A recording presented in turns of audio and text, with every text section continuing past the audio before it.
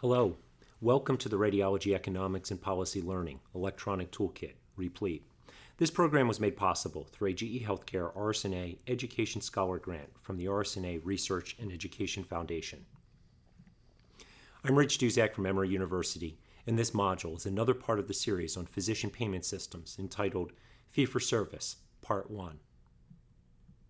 This module is targeted to Level 3 of the Diagnostic Radiology Milestones Project of the Accreditation Council for Graduate Medical Education and the American Board of Radiology.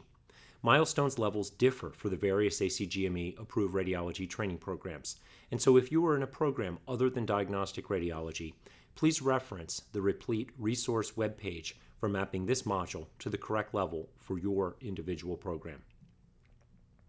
The learning objectives for this module are as follows. To describe the methodology by which radiology fee-for-service allowable fees are established by Medicare and other payers. To understand the benefits and challenges of fee-for-service physician payments, and to identify opportunities to enhance quality and value in a healthcare delivery system that is still anchored in fee-for-service payments. Here are some additional resources listed alphabetically by author for those who would like to learn more about the topics in this module.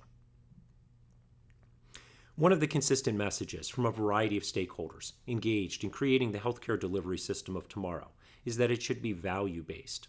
One of the challenges, however, is that there are no universal and consistent definitions of value.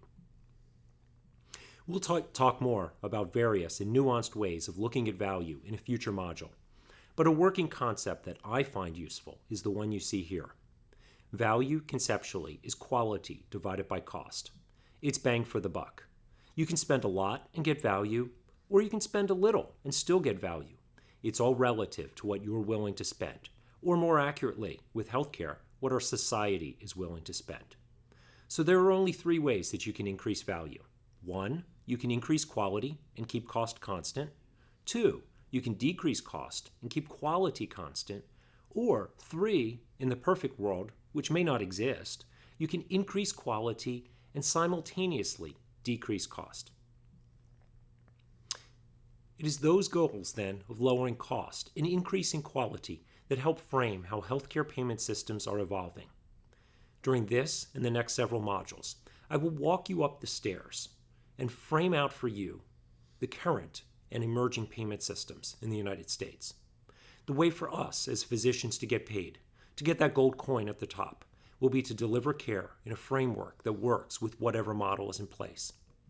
And that could be fee-for-service, pay-for-performance, or accountable episodes.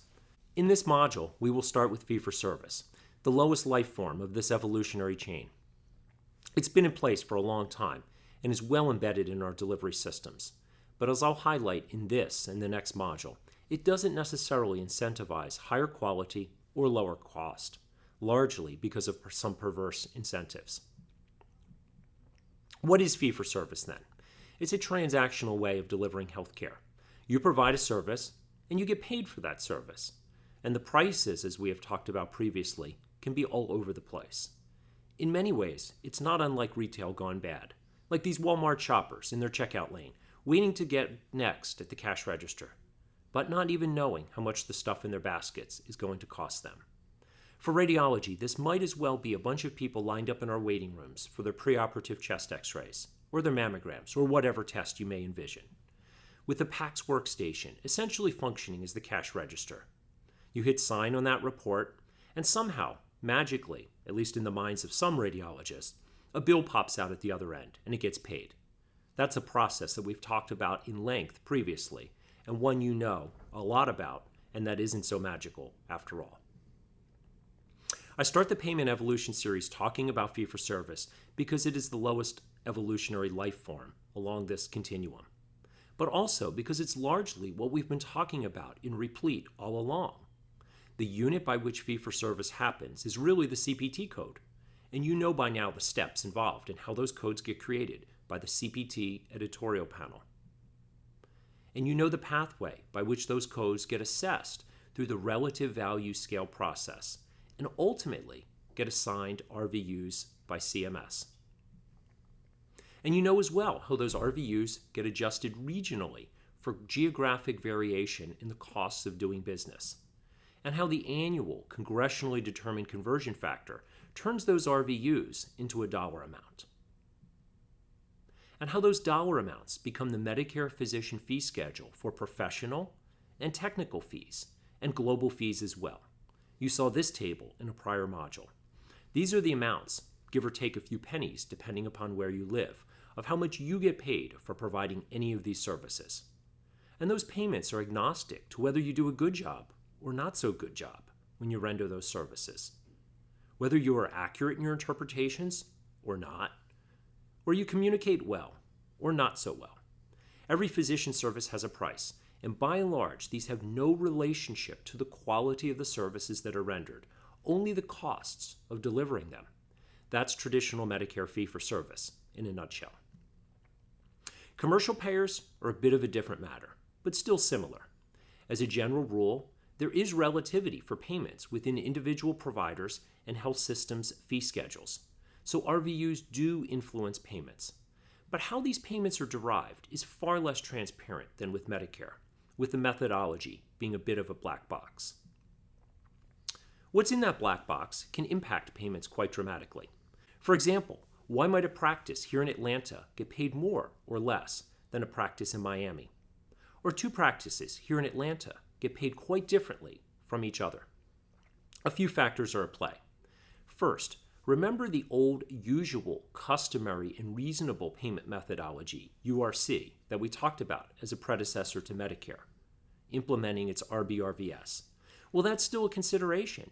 In more competitive markets, take for example the Florida Peninsula, payments are often much lower than in the Midwest where things are less competitive, largely because payers can play providers against each other in those markets. And within individual markets, the size of your group and your health system and its brand matter a lot. If you're in a, say, 100-person group that covers all of the neurosurgical services in a medium-sized city, then payers pretty much have to deal with you if they want to have neurosurgeons in their network, and they need neurosurgeons in their network.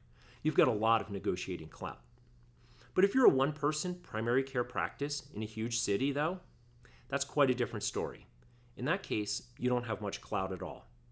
And if you're an academic health system that patients really want in their network for access to advanced cancer care, or transplant surgery, or trauma, then you probably can negotiate a premium, particularly if there are no other academic medical centers around. And as we'll talk about in subsequent modules, payers are increasingly looking at aligning payments with quality. At least some seem open now to tying payments to those measures. The problem with much of this all is that providers and payers are bound by mutual anti-disclosure agreements, so it's hard to know who's getting paid how much for what service and why. Despite sometimes creating perverse incentives and unintended consequences that we'll talk about in the next module, there are some good things about fee-for-service. It's transparent, it's reproducible, and it does facilitate accountability. All of the reasons that CMS pushed away from usual, customary, and reasonable payments almost 30 years ago when it adopted RBRVS. And again, while new payment models or alternative payment models sound good, these have not been widely validated, and they themselves are not immune to gaming. We'll highlight some issues specifically related to radiology and early pay-for-performance experience under the Physician Quality Reporting System in an upcoming module. Like it or not, fee-for-service is how most of us get paid, and probably will be, at least in part, for the foreseeable future. While we all want to avoid chasing the unsalutary opportunities created by fee-for-service, we do want to maintain our incomes and make sure that our practices are financially sustainable so that we can recruit and retain the best radiologists and provide the best access to our patients and our communities. Many of the same processes that will help you do well under fee-for-service, particularly with regard to the use of structured reporting, will also help our practices prepare for emerging pay-for-performance systems. Remember, under fee-for-service, your payments are driven by your CPT codes, and the codes are driven by the quality of your documentation, not necessarily the quality of your services. And so it behooves you to make sure that you use templates to legitimately capture all the work you do. Remember the example I shared previously of neglecting to mention the spleen in an abdominal ultrasound report. That simple oversight leaves over a quarter of your revenue on the table. And with all of the quality reporting documentation requirements that are being rolled out under the merit-based incentive payment program that I'll be talking about down the road, leaving these little things out of your report can translate into not only big dollars, but also adverse public report cards.